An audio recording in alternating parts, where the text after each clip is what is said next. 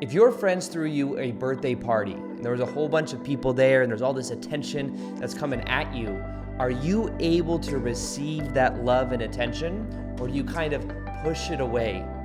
This is something I realized in my own shadow recently, where it's being afraid to shine or being afraid to have the attention on you. And you might look at me and you're like, well, you make YouTube videos, you're in social media and you have all this stuff going on, so you're always putting yourself out there. But I think it's like within a certain context, like within the context of me making content and adding value, it's very easy for me to do that. But I've never really been the kind of person that like wants the attention on me when it's like a get together or even like a birthday party. I've never really been a huge fan of like throwing some crazy party for myself and recently I read a book that's called The Upper Limit. It's called it's not called The Upper Limit. What's it called? It's called The Big Leap. It's called The Big Leap. And in it, it's by Gay Hendricks. And in that book, it talks about something called the upper limit problem.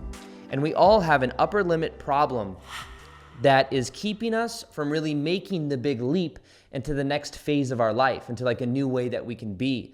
And what I've recognized for myself is, on one hand, I'm moving into doing live events.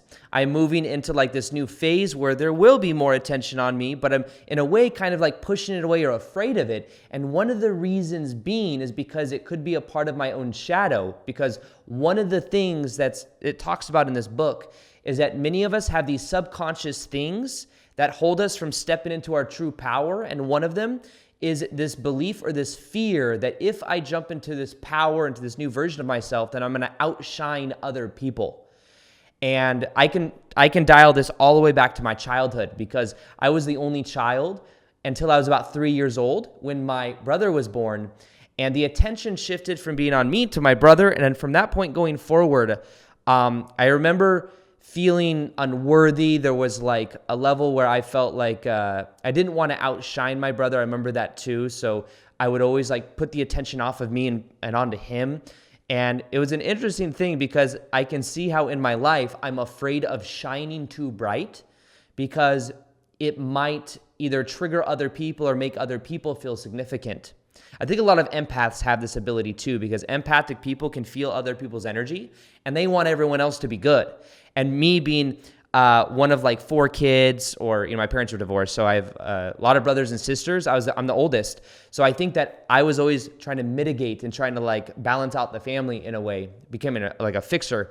But I can see how me not wanting to shine has caused me to also have a block around me stepping into this new phase of my life, like this new empowered state of being. So my question to you is, do you have an upper limit problem?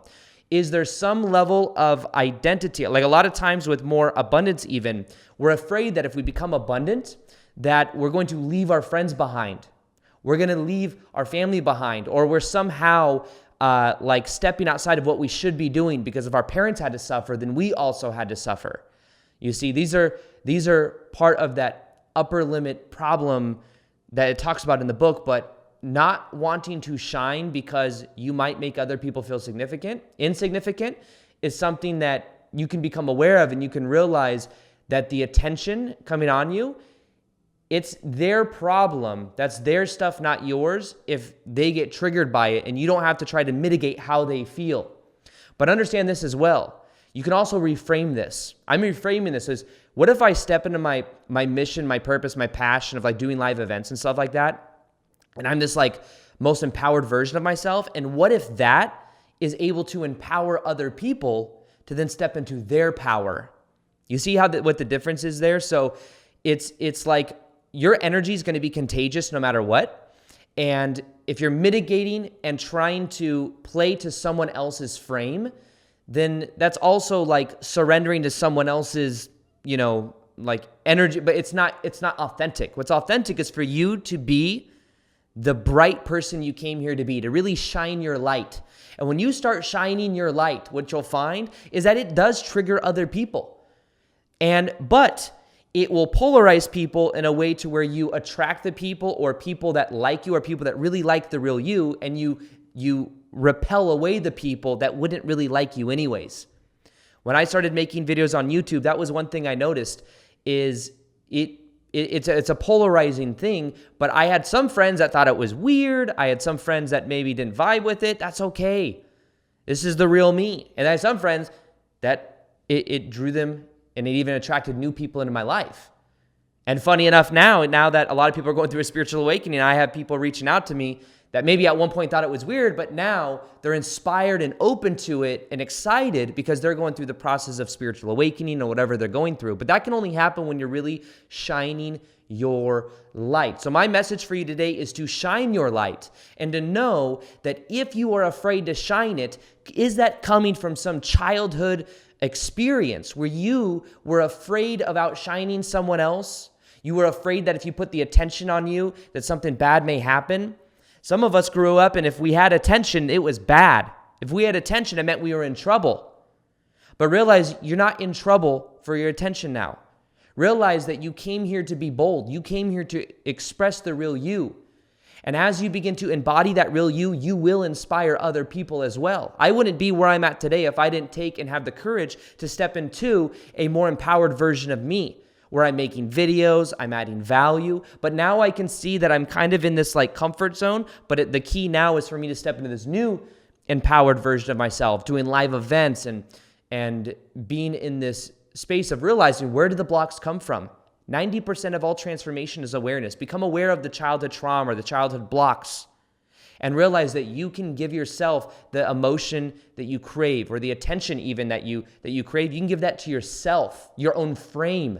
And when you're feeling safe in your own frame, guess what? Other people are magnetized to that, but you're also feeling safe. And when you're feeling that way, your energy is contagious, and you're also more clear, and everything in your life tends to change. So that's my question to you. Or do you find that you have trouble absorbing or having the attention put on you? Do you find that you shine the light away from yourself? And what are you going to do to really wire in this new empowered version of you of shining your light? Comment below. Let me know. Also, if you didn't know, there's a meditation for raising your dominant vibration permanently. It's one of the most powerful meditations on my channel. If you listen for 21 days, I believe it can completely transform your life. I'm going to go ahead and link it below for you. And let that raise your vibration. Other than that, like this video if you like these shorter videos. Let me know what you think. I'll do more like this. And as always, peace, much love, and namaste.